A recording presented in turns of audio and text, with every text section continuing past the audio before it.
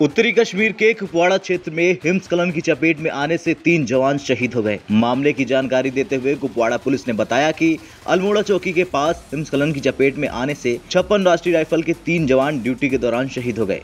सभी शवों को निकाल लिया गया। शहीद हुए जवानों के नाम शौविक हजारा, मुकेश कुमार और मनोज लक्ष्मण राव है। तीनों शवों को 168 MH द्रुगमुल्ला भेजा गया है। अधिकारियों ने बताया कि हादसा कुपवाड़ा सेक्टर में नियंत्रण रेखा यानी LOC के पास हुआ। जवानों का दल गश्त कर रहा था, तभी बर्फ का बड़ा हिस्सा उन पर आकर गिर गया। तलाशी अभियान के बाद उन्हें ढूंढकर अस्पताल पहुंचाया गया, लेकिन तब तक उनकी मौत हो चुकी थी। बता दें कि पिछले अक्टूबर माह में उत्तराखंड के उत्तरकाशी के द्रौपदी का डांडा 2 पर्वत चोटी पर हुए हिमस्खलन में 28 ट्रैकर फंस गए थे। NDRF, SDRF और सेना ने इन्हें बचाने के लिए रेस्क्यू अभियान चलाया। भारतीय वायुसेना ने फंसे हुए ट्रैकर्स के रेस्क्यू के लिए 2 चीता हेलीकॉप्टर को तैनात किया गया। हालांकि इन सभी की मौत हो गई।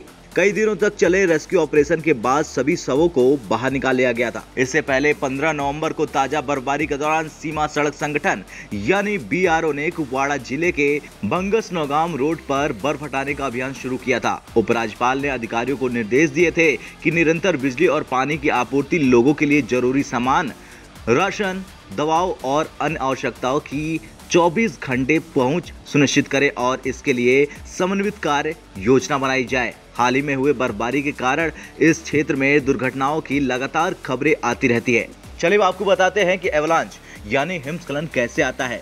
दरअसल हिमस्खलन किसी ढलान वाली सतह पर तेजी से हिम के बड़ी मात्रा के होने वाले बहाव को कहते हैं। ये आमतौर पर किसी ऊंचे क्षेत्र में उपस्थित हिमपुंज में अचानक अस्थिरता पैदा होने से आरंभ होते हैं। शुरू होने के बाद ढलान पर नीचे जाता हुआ हिम गति पकड़ने लगता है और इसमें बर्फ की और भी मात्रा शामिल होने लगती है। हिमस्खलन की शुरुआत तब होती है जब कोई हिमखंड ढालदार सतह के घर्षणी प्रतिरोध को पार कर जाता है।